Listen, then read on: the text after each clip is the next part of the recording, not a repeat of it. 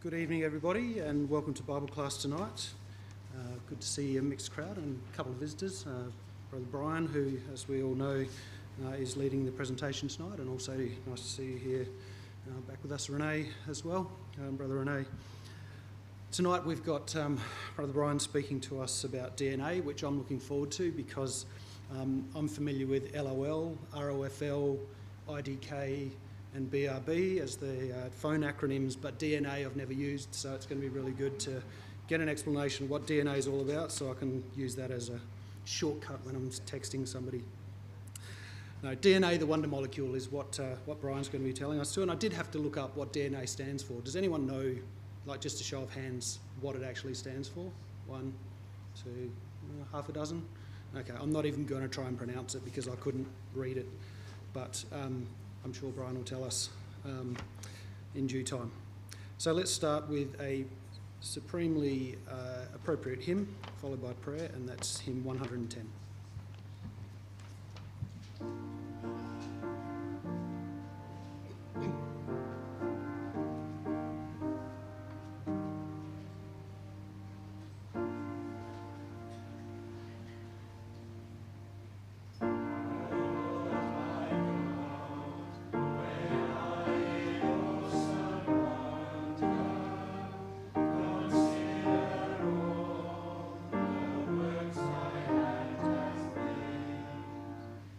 I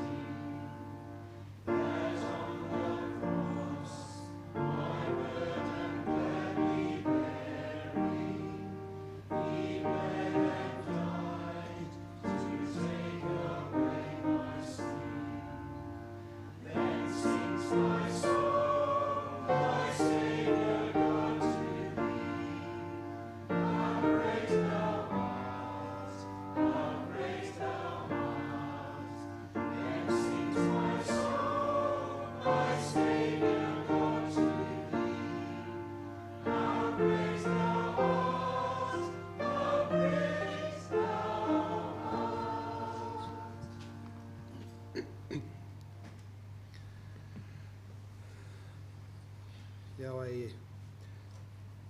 our great Father in heaven, the great creator of everything, as we've just sung, how great thou art, when we pause and consider the world around us.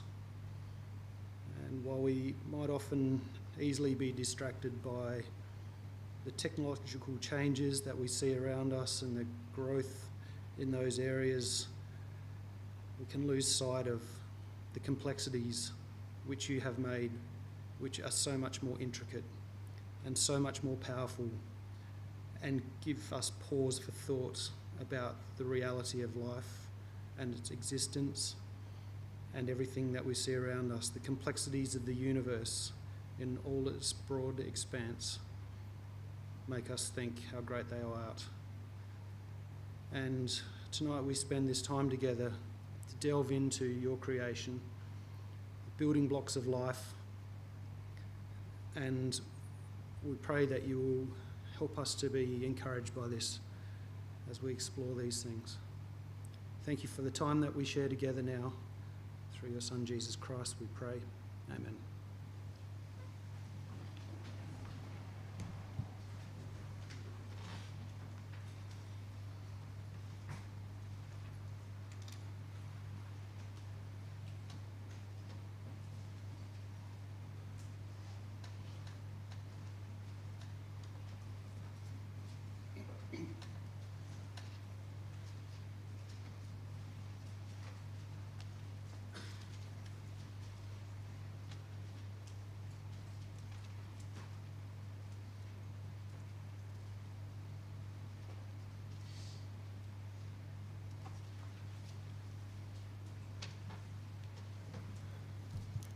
Sorry, I omitted one visitor. We've got Brother Tim Hornhart as well, who I even said hello to when I saw him come in, from Salisbury in South Australia, here with us as well this evening. So Brian's asked us to read from Job chapter 12 and the first 13 verses. I'll read that for you now from the New King James, and after that, Brian, if you want to come up, give you your talk. Job 12, 1 to 13. Then Job answered and said, "No doubt you are the people, and wisdom will die with you. But I have understanding as well as you. I am not inferior to you. Indeed, who does not know such things as these? I am one mocked by his friends, who called on God and he answered him, the just and blameless who is ridiculed. A lamp is despised in the thought of one who is at ease. It is made ready for those whose feet slip. The tents of robbers prosper, and those who provoke God are secure in what God provides by his hand. But now ask the beasts and they will teach you, and the birds of the air and they will tell you, or speak to the earth and it will teach you. And the fish of the sea will explain to you. Who among all these does not know that the hand of Yahweh has done this, in whose hand is the life of every living thing and the breath of all mankind? Does not the ear test words and the mouth taste its food? Wisdom is with aged men, and with length of days, understanding. With him are wisdom and strength.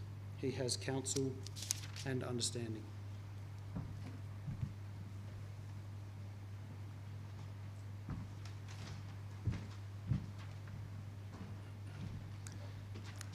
Thanks, Ben, and good evening, everyone.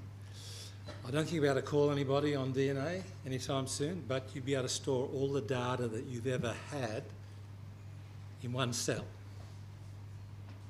on all your devices. So we will get to the DNA in a minute, but just as an introduction, a major reason for believing in God is the beauty, the design and the ingenuity found everywhere in the natural world. And this example just came to me today, or yesterday actually. So as a biologist, I couldn't help dropping this one in here first. You see, everybody agrees that living things look designed. They look intelligently and thoughtfully engineered. They are actually exquisitely crafted and insanely complex. If you remember the last talk I gave on some of the molecular proteins inside the cell that march up and down and carry things around inside your cells, you will have been able to attest to that. This quick example I'm going to show you is a snake, which is just a viper, which has just been discovered last decade in Iran. It's called the spider-tailed horned viper, and you can see why it is called the spider-tailed horned viper at the front of the screen here. Now, I do need to just show you a quick video clip to see whether this is going to work or whether I have to open that up. This might look like a spider to you, We're not but gonna sound. actually, this is the tail of a snake, and it's used to lure birds. Meet the spider-tailed horned viper, the deadly illusionist. This snake was first discovered in Iran in 2006. It's the only known snake to use aggressive mimicry to lure prey using its own prey. The end of its tail is bulbous and fleshy, which look like the abdomen of a spider, accompanied by elongated scales that resemble spider legs, and when observed from a distance, this combination of features gives the appearance of a spider crawling around. The snake remains motionless, with its body camouflaged among rocky surroundings, and then it wiggles its tail to imitate the movement of a spider, which draws the attention of birds or other small predators, only for them to be ambushed by the snake once they're in striking range. This might look... Now, just remember that a creature can't just craft a piece of its anatomy and then pass that on to its offspring. You have to change the programming, okay? It's very much like, genetics is very much like 3D printing. You have to have a program to print whatever it is you want to print, okay? So when God designed every creature, like humans, for example, you can't just make somebody out of dust or clay or whatever. You have to type up a computer program to produce all the different structures, not all of the structures, but all the proteins, all the insanely complex molecular proteins that we have inside every cell of our body. Now, we're going to talk about DNA tonight, the marvel molecule, the miracle molecule, whatever it is you like, and some of you will have learnt the name, deoxyribonucleic acid. And it looks something like this. I've got a bit of a model here. Oops, just split it. And one of the amazing things about DNA is that it has, well, it's made up of a double helix with matching bases, and those bases can just unzip.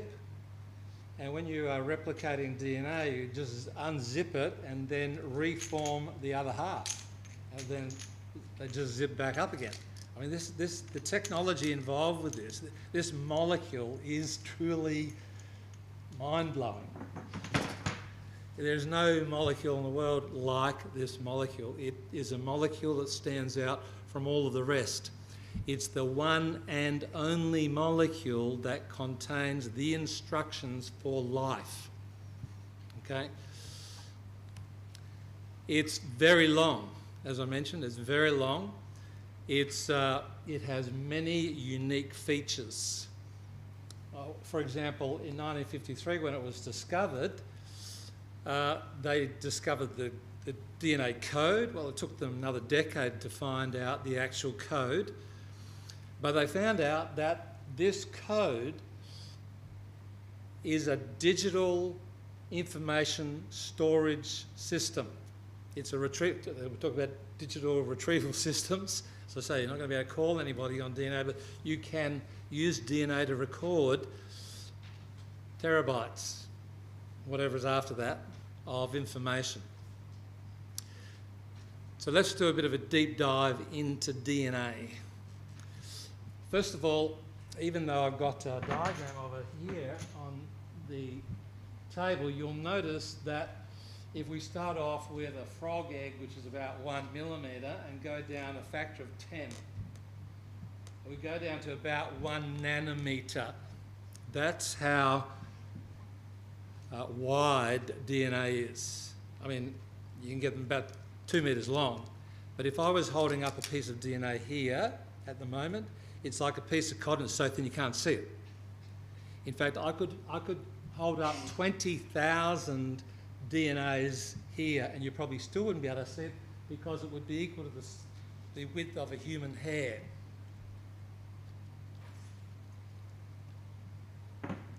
That's pretty amazing. So you can't see it under a microscope, it's too small. Even an electron microscope, you can barely see it. You need X-ray crystallography to be able to image this molecule.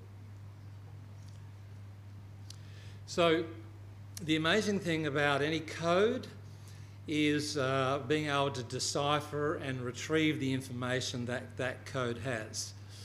When you go out in the natural world, you never find these types of codes. Yes, you walk along the beach, you'll see patterns in the sand from the waves, okay?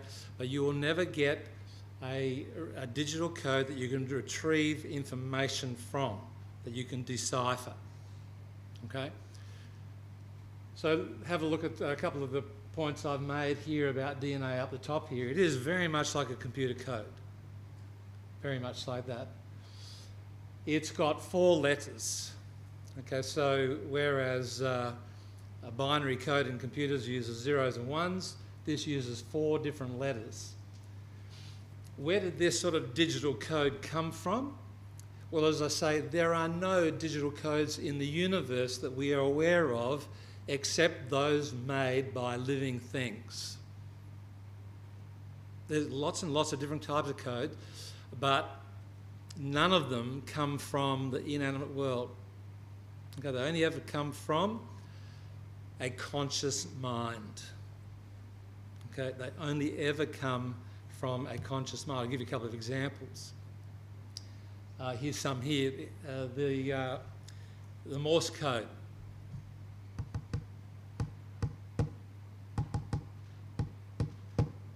I'm doing SOS. You didn't get that. Dot, dot, dot, dash, dash, dash. Now, dots and dashes don't mean anything unless you've got the deciphered code. You have to have the key to the code. You're listening to a code right at the moment and you've been trained to understand the English language. So you understand and you are deciphering what I'm saying as I'm speaking to you. If I spoke in another language, you might not understand it. There are many, many human codes, lots of them. They come from intelligent minds. There's our binary code, musical code, Indian smoke signal, doesn't really matter what you talk about. These are all intelligently designed codes, okay? And some of them are more complicated than others. So some animals might bark in an angry way. Well, that's saying I'm angry, or bark in a happy way. I'm happy. That's not a lot of information. But these sorts of codes carry lots more information. So what we have in DNA is a massive depository of information. It's a data storing, processing information system before anybody thought of one of them. Okay, before anybody knew what a computer was, all the cells in the world are all being run on computer code. It's highly sophisticated and it makes microscopic machines we call proteins, like the kinesin proteins I showed you last time. And animals have all got this specific set of data which makes all of their anatomy and all of their behaviours, and yes, AI, they're self-learning. They're self-learning. If you've got kids, you know, they learn. they keep getting better. Ever heard of a computer doing that? Well, yes, we've got computers that do that today.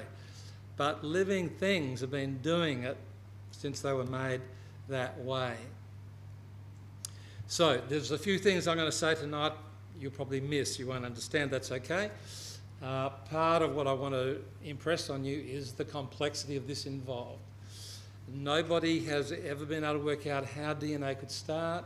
There's lots of theories. Do it in the lab, then come back and tell me, okay? It doesn't work. So the DNA makes up chromosomes. The chromosomes come from the nucleus inside the cell. And the chromosomes, which are made up of DNA, are made up of short sections of DNA which we call genes, and the genes code for proteins. Now, there's actually protein coding genes and non-protein coding genes. Only 2% of all of our genes are protein coding. And up until a decade ago, a lot of scientists believed that most of your genome, that is, most of your DNA, was junk. Didn't do anything. Because it doesn't make a protein, they thought it didn't do anything. Well, I've been saying for a lot longer than that, it's very dangerous to say things in the natural world don't do anything. It's really a sign of your ignorance rather than anything else. Now, the interesting thing about this slide here is that often you need more than one gene to produce proteins for one product. Okay? So you can't develop these genes slowly. You can't get one letter at a time and get there. Okay? You can't even get one gene at a time. You need both the genes at the same time to make that protein. So, each human cell, we've got 3 billion letters. That's equivalent to 800 Bibles worth of information just in one cell. You know how big one cell is? Put a full stop on the page, and that's the size of the largest human cell there is. A human egg, size of a full stop. Inside that, another little tiny dot, and inside of that, there's 2 metres of DNA in humans. 2 metres of DNA. How can you fit it in? It's tiny. It's tiny. It's thinner than the thinnest thread that you've ever seen or experienced. It's the biggest and most dense information storage system in the universe. You know, and humans got these big dishes facing out in the universe, listening for signs of life or intelligence. Is there intelligent life out there? And yet within the cell of every creature, typed out in small print, all of these details. So in humans, it's cut up into 46 bits, we call them chromosomes. If you were to copy all those letters down, it'd take you 50 years to type it. A bit longer than that for me. And humans are 99.8% genetically identical. You wouldn't believe it. Look at the person next to you and think, what? That's a bit hard to believe. But that shows how even one base on your blonde, one letter difference, and you're a different blood type. So that's a lot of difference. But it shows that human beings are very closely related on a phylogenetic tree basis. Very, very closely related. Very similar. Just making the point down the bottom here, remember, this is all abstract, it's all symbolic. Genes actually mean nothing unless there's some way of deciphering them. That's how much DNA you've got in your whole body. Because you're 60 trillion cells, you've got about 120 billion kilometres of DNA in your body. You wrap around the sun 30 times around the earth. It's an enormous amount of stuff. And there's a picture of the chromosomes from a human. There are 23 pairs. Why pairs? Well, when people jump out of planes, they normally jump out with 2 parachutes. Okay, for a reason. Because if one doesn't work, well, you've got a backup. Well, God gave every animal and plant a backup chromosome because of mutations. You get a mutation from one parent, the gene from the other parent will give you a good copy, okay? And that stops most of us developing, these recessive mutations like cystic fibrosis or albinism, or there's 10,000 genetic diseases in humans caused by one base, just one base difference. 10,000. They're still counting. Now, and take a look at this, the information density. If you've got 1 millimetre cubed of DNA, that's 1 millimetre by 1 millimetre by 1 millimetre, that will contain the same information as 1 terabyte laptop hard disks, but 470,000 of them. 470,000 1 terabyte laptop hard disks. And if you stack them together, they would be 4.4 kilometres high. And yet we put that in 1 millimetre cube. Is that extraordinary or is it extraordinary? That's mind-blowing. You know, it's and what just happened? You know. Okay. Well, having the information is one thing, but remember this has to be changed. At least some of it has to be changed into proteins. So, no, we're going to do DNA replication first. That's right. How do you go from one of these to 2 of these? Okay. There is no other molecule in the universe that gets copied like DNA gets copied. So I'm going to show you a video and see how much we get from that.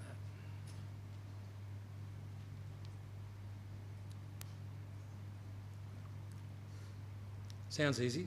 It's a little bit harder than that. DNA is a molecule made up of 2 strands, twisted around each other in a double helix shape. Each strand is made up of a sequence of 4 chemical bases, represented by the letters A, C, G, and T. The 2 strands are complementary.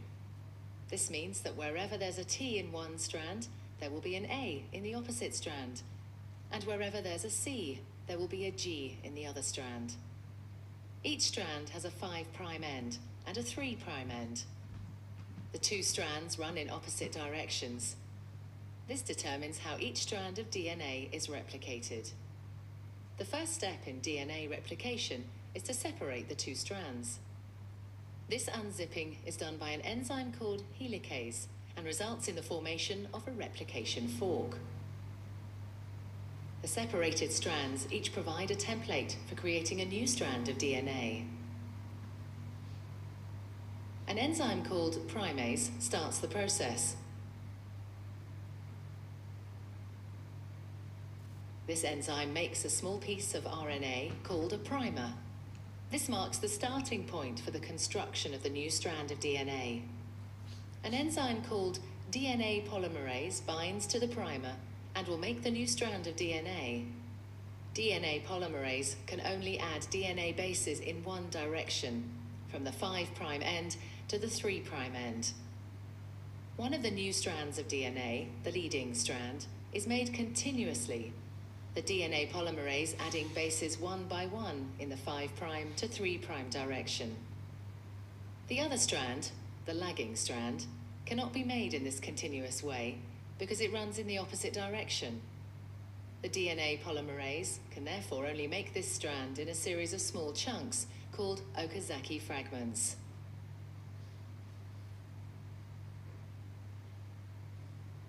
Each fragment is started with an RNA primer.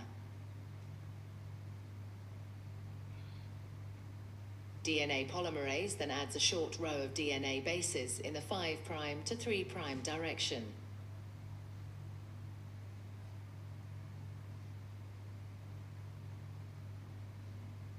The next primer is then added further down the lagging strand. Another Okazaki fragment is then made, and the process is repeated again. Once the new DNA has been made, the enzyme exonuclease removes all the RNA primers from both strands of DNA. Another DNA polymerase enzyme then fills in the gaps that are left behind with DNA.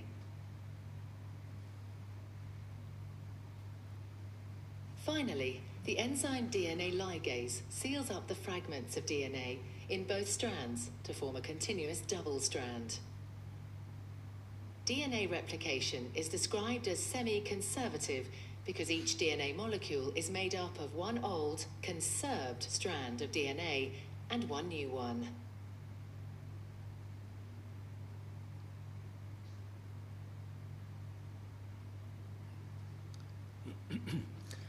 DNA is a molecule made up of 2 strands. Okay, so those big chunky things are proteins. They're massive. Some of them are 10,000 amino acids long. Where do they come from? Well, they come from DNA. DNA makes them. But they make DNA. So you've got a chicken and egg situation. Okay, DNA makes proteins, proteins makes DNA. And these are massive. These are huge.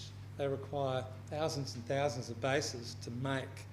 Did you notice all the different enzymes? They didn't mention them all. Okay? They didn't mention them all. It's too complicated. And you would teach this in the year 12 because kids can't understand. It's too complicated. Okay? And yet, I mean, where did it come from? You know, you don't have to be, you go back to Job 12 and read that again, you know, about knowledge and people thinking they're smart and all of that sort of thing. So that takes 8 hours in your cell to copy all of that DNA. 8 hours. It's a massive amount of information. Now, we're not finished yet because that was just making a copy of the DNA. The very first eukaryotic cell had to do all of it. Okay? You find the simplest eukaryotic cell there is in the universe. They're all here on the Earth. And they have to do all those.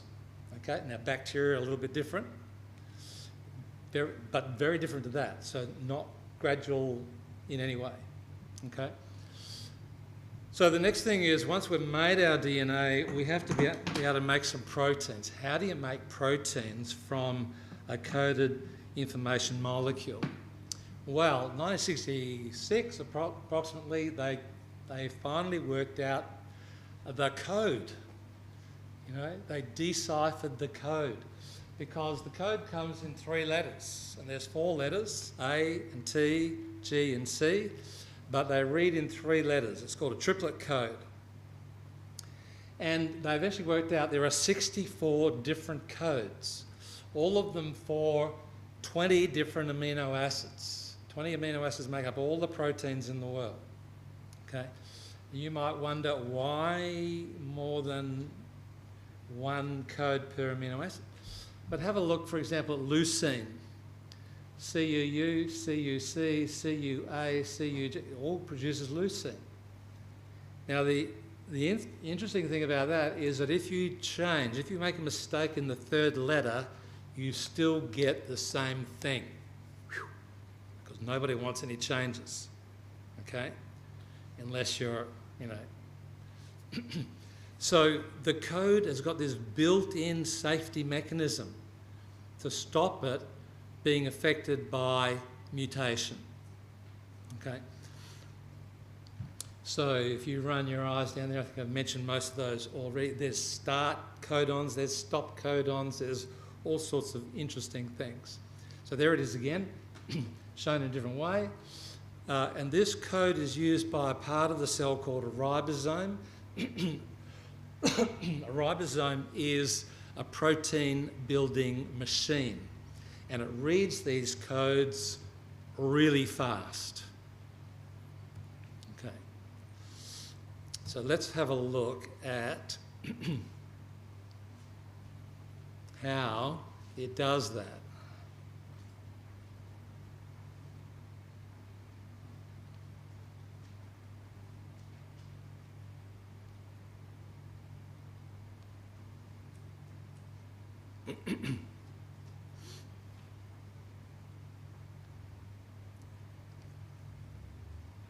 Even our digital technology goes wrong sometimes, doesn't it? Okay, I think get out of that.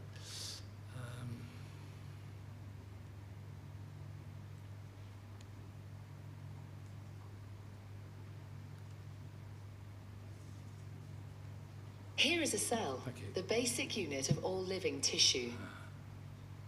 In most human cells, there is a structure called the nucleus. The nucleus contains the genome. In humans, the genome is split.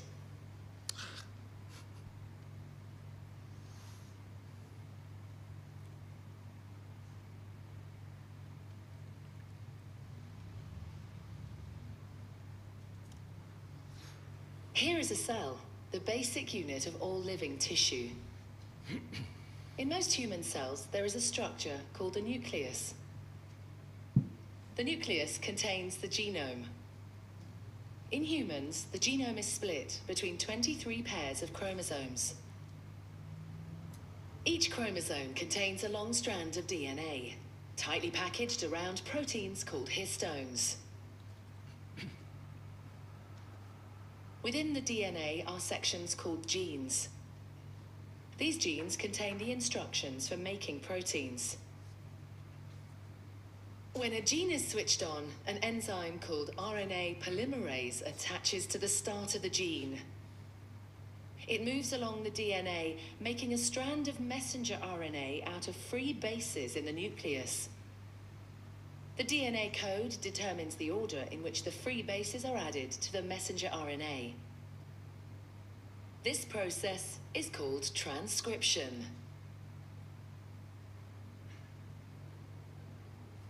Before the messenger RNA can be used as a template for the production of proteins, it needs to be processed. This involves removing and adding sections of RNA. The messenger RNA then moves out of the nucleus into the cytoplasm.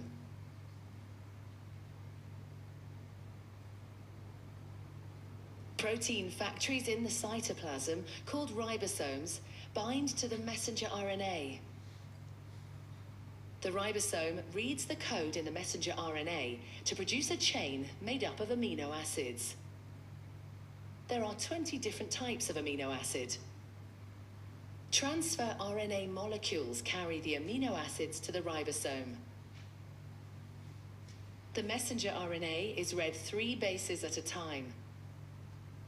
As each triplet is read, a transfer RNA delivers the corresponding amino acid. This is added to a growing chain of amino acids. Once the last amino acid has been added, the chain folds into a complex 3D shape to form the protein.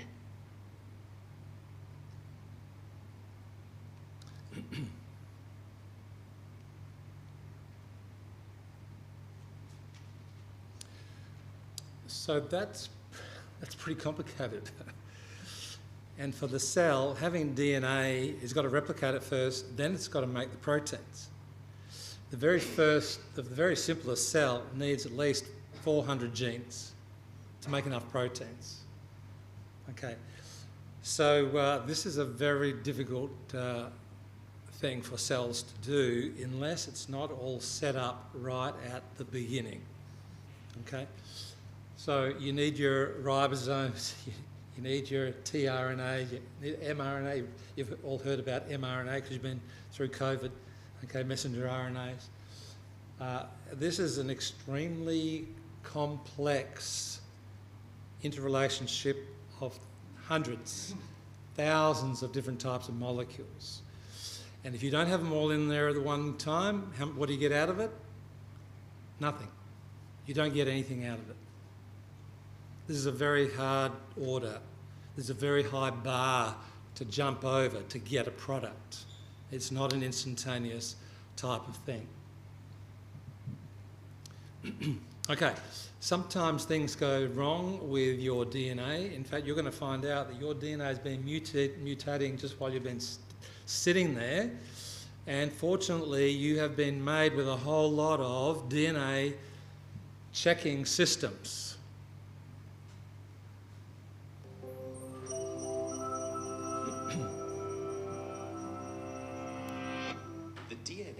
Just one of your cells gets damaged tens of thousands of times per day.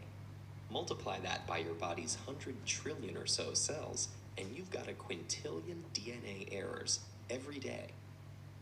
And because DNA provides the blueprint for the proteins your cells need to function, damage causes serious problems, such as cancer. The errors come in different forms. Sometimes nucleotides, DNA's building blocks, get damaged. Other times, nucleotides get matched up incorrectly, causing mutations. And nicks in one or both strands can interfere with DNA replication, or even cause sections of DNA to get mixed up. Fortunately, your cells have ways of fixing most of these problems, most of the time. These repair pathways all rely on specialized enzymes. Different ones respond to different types of damage. One common error is base mismatches. Each nucleotide contains a base, and during DNA replication, the enzyme DNA polymerase is supposed to bring in the right partner to pair with every base on each template strand, adenine with thymine and guanine with cytosine. But about once every 100,000 additions, it makes a mistake. The enzyme catches most of these right away and cuts off a few nucleotides and replaces them with the correct ones. And just in case it missed a few, a second set of proteins comes behind it to check. If they find a mismatch, they cut out the incorrect nucleotide and replace it. This is called mismatch repair. Together, these two systems reduce the number of base mismatch errors to about 1 in 1 billion. But DNA can get damaged after replication too. Lots of different molecules can cause chemical changes to nucleotides. Some of these come from environmental exposure, like certain compounds in tobacco smoke. But others are molecules that are found in cells naturally, like hydrogen peroxide. Certain chemical changes are so common that they have specific enzymes assigned to reverse the damage. But the cell also has more general repair pathways. If just one base is damaged, it can usually be fixed by a process called base excision repair. One enzyme snips out the damaged base, and other enzymes come in to trim around the site and replace the nucleotides. UV light can cause damage that's a little harder to fix. Sometimes it causes two adjacent nucleotides to stick together, distorting the DNA's double helix shape. Damage like this requires a more complex process called nucleotide excision repair. A team of proteins removes a long strand of 24 or so nucleotides and replaces them with fresh ones. Very high frequency radiation, like gamma rays and X-rays, cause a different kind of damage. They can actually sever one or both strands of the DNA backbone. Double strand breaks are the most dangerous. Even one can cause cell death. The two most common pathways for repairing double strand breaks are called homologous recombination and non-homologous end joining.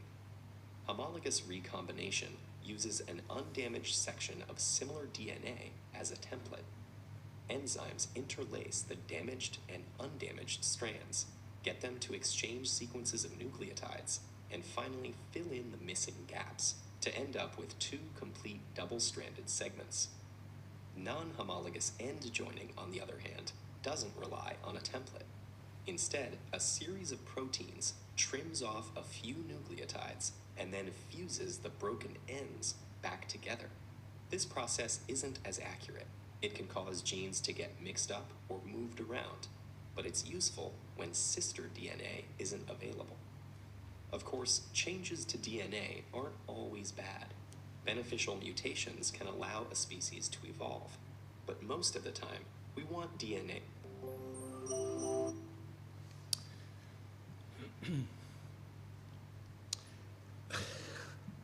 Those processes are happening in every single cell in your body as we speak. And if it didn't, your little car would fall apart very quickly. The wheels would fall off, the engine would drop out, and you'd be in real strife. Okay? So not only to be able to do DNA, well, you've got to get DNA to start with, then you've got to do DNA replication, then you've got to do protein synthesis, and then you've got to be able to repair your DNA all at once, all at the same time. Okay. I want to talk briefly about, I want to talk about moving chromosomes around. You might remember at school doing a bit on mitosis, where chromosomes replicate and then they move to different sides of the cell and the cell splits into two. It's called mitosis. And there's meiosis as well, if things weren't complicated enough. So I just wanted to show you the movement of chromosomes, because this links up my last class with tonight. Yeah.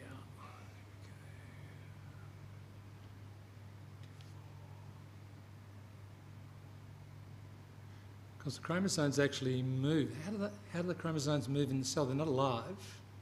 Prophase is when chromatin begins to condense into the shape of chromosomes, and the nucleolus disappears. The previously replicated DNA coils tightly into sister chromatids. For the first time, you see individual chromosomes. In the center of each chromosome, a centromere attaches the sister chromatids together. Meanwhile, in the cytoplasm, microtubules, known as spindle fibers, begin to fan out from two sets of paired structures, called centrioles. The spindle fibers elongate as the centrioles begin moving to opposite sides or poles of the cell.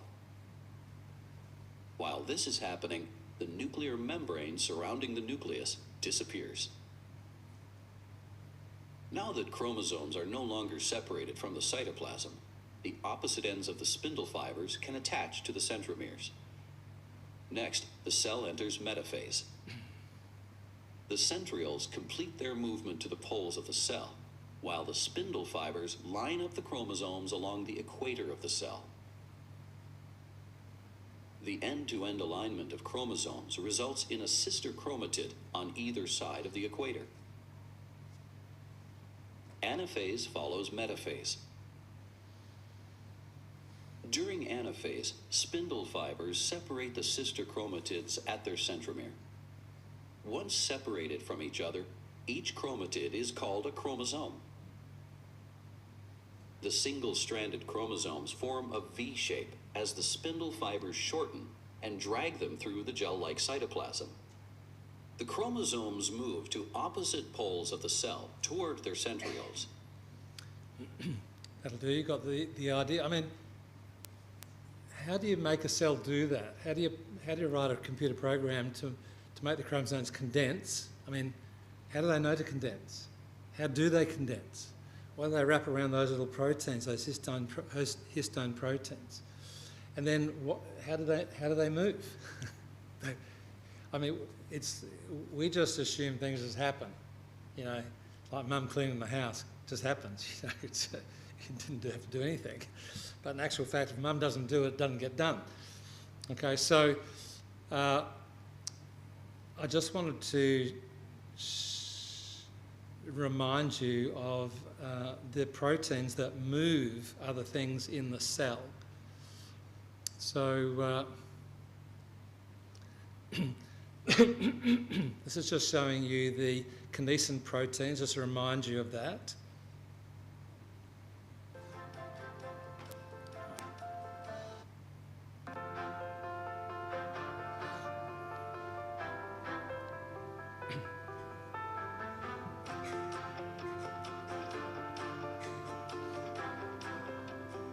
Cells are full of specialized components that perform functions vital to their existence. But how do these components get to the right locations inside the cell to perform their functions?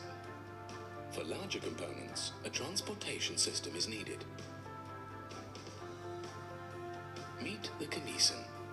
Masterpieces of microengineering, kinesins are miniature motorized machines that carry cargo from one part of the cell to another, walking along self-assembling highways called microtubules. Known as the workhorses of the cell, kinesins have 2 feet, or globular heads, that literally walk 1 foot over another along the microtubule, pulling their cargo to its destination. Each foot possesses 2 special locations, called binding sites, that interact with other molecules. One site attaches to the microtubule, and the other binds with ATP, the energy molecule of the cell. When one foot binds with ATP and uses its energy, the foot flips over, resulting in the walking motion. Each foot has a short neck, which is connected to a strand of a long coiled stalk. At the end of the stalk is a fan-shaped tail, which holds tightly to the cargo being transported. Kinesins can carry cargo that are many times their own size. Sometimes a kinesin is in danger of getting stuck on the microtubule highway.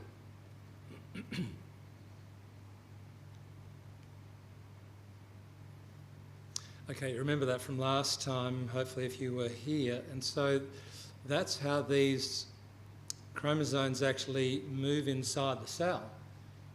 There are all of these different types of kinesins, some pushing, some pulling the cell in, some pulling the chromosomes out. Now, of course, they pull them into the middle of the cell and then they pull them apart, and boy, there's so much chance of something going wrong. So much chance. And to develop this slowly or gradually, it's not going to work. You cannot work. It's what we call irreducibly complex. You have to have the whole box and dice there all at the beginning, otherwise absolutely nothing happens. The kinesins are only one. There's dienes and there's a whole lot of other proteins. They all do these different things inside the cell. These are molecular robots designed to do things inside the cell. Okay, now just a couple more things. That's the technical side of things out of the way. You've probably heard that humans and chimps are 98% identical with their DNA. Well, that's not really true. You have to ignore 1.3 billion letters out of, in humans have got 3.2 billion and chimps have got 3.8. Remember, they only like to compare the protein coding genes. They ignore the rest. They're slowly finding out what the rest of those letters actually do. So in actual fact, chimps and humans, if you compare the entire genome, are more like 70, 80% similar. And it is not surprising that a genetic engineer such as God would use similar, even identical genes. The hemoglobin genes in humans are identical to many primates and other animals as well. It makes a lot of sense to use the same. So they've used, as I say, genetic engineering to design these creatures. So you end up having to ignore very large amounts of the genome in order to get that 98%. I mean, it's obviously not true. I mean, just look at chimps and humans, they're not 98% similar. I've mentioned already you can change just one base and produce a huge amount of difference.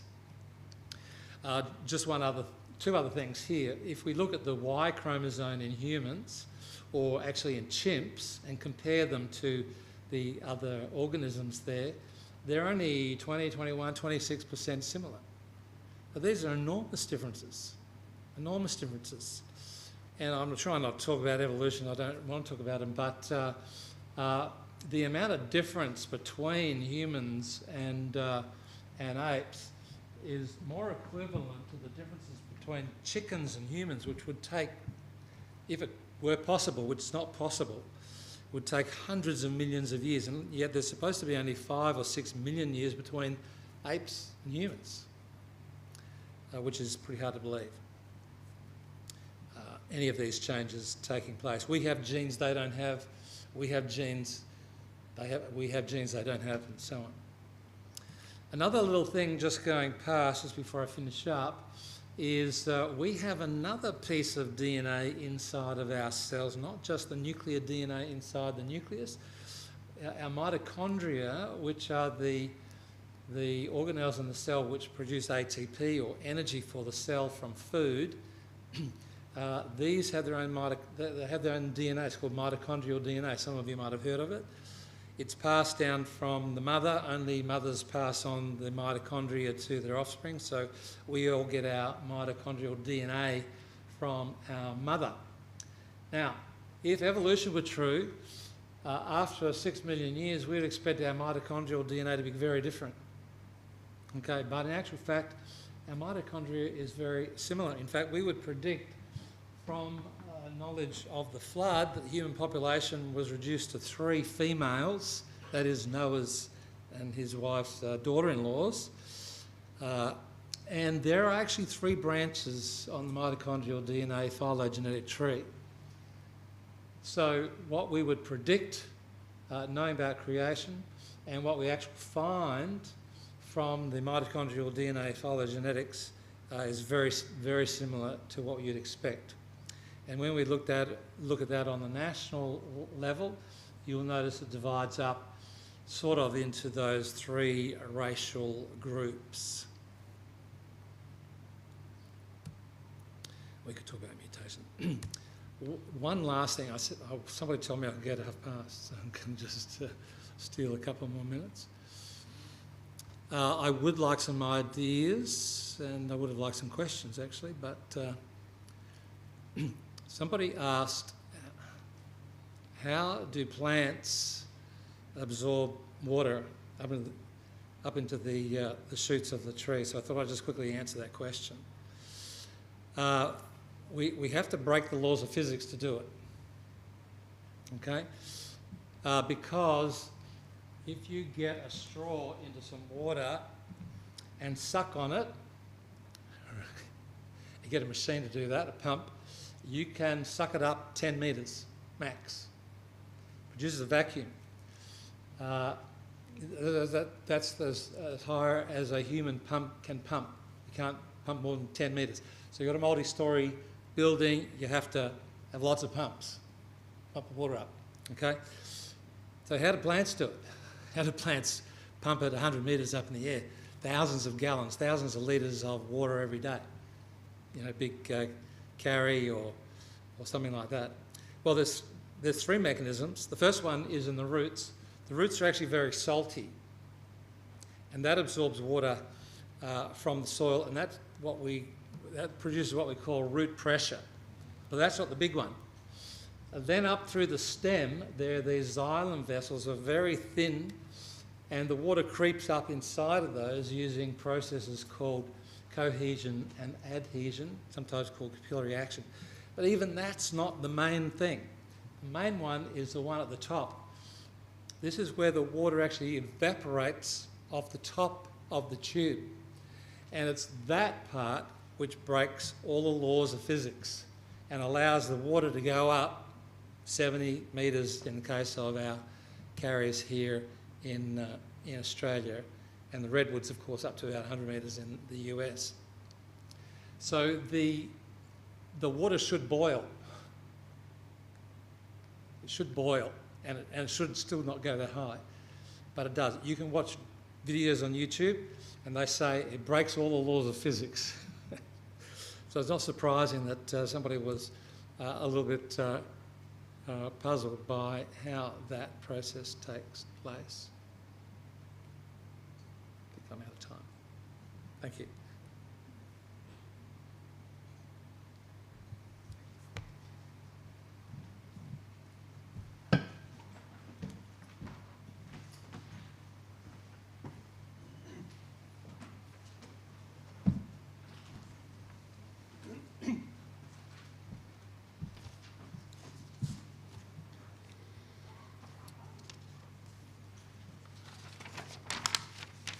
Thanks for that, Brian. I think I understood enough to be amazed at least. Got a little bit lost in some of it, but certainly the complexity is something that's, like you said, is just incredible. It made me think of, he's dead now, but a philosopher, atheist, Antony Flew, who changed his mind on intelligence design, on his atheism, and started going down the path of intelligent design. If I remember right, I've read it or heard it somewhere, but he was directly linked to this DNA side of things, just saying information has to come from somewhere. You can't have complex, incredibly complex information coded into tiny cells that just appears or randomly generates. It's got to come from something in particular. Something has to have put it there. And that really struck a chord with me, and particularly so tonight when you start sort of seeing all of that illustrated. Brian said he's happy for questions, so make sure you hit him up afterwards over supper. If you have questions, I have a few certainly that I'd like answered. In regards to next week's class, it is Signs of the Times, led by Brother Dan Jolly. And so on that note, we'll now close with hymn 415, followed by prayer.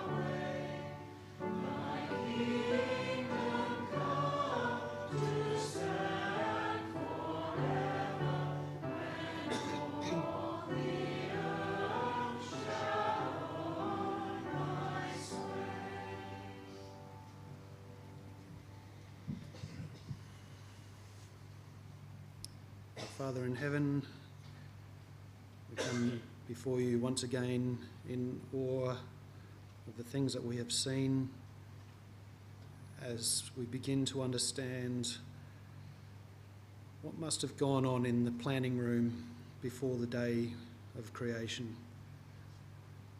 To come up with the systems and the processes to allow human growth and development, to allow life to continue, and to create it all into a human being from the dust of the ground. Fearfully and wonderfully made are we, and we thank you that we can see this, and it encourages us in our faith, seeing the intelligent design behind us. We're grateful for many things that you give us each day as well, and before we have supper tonight we stop and remember that you give this to us as well. We offer our thanks gratefully and fearfully through your Son Jesus Christ.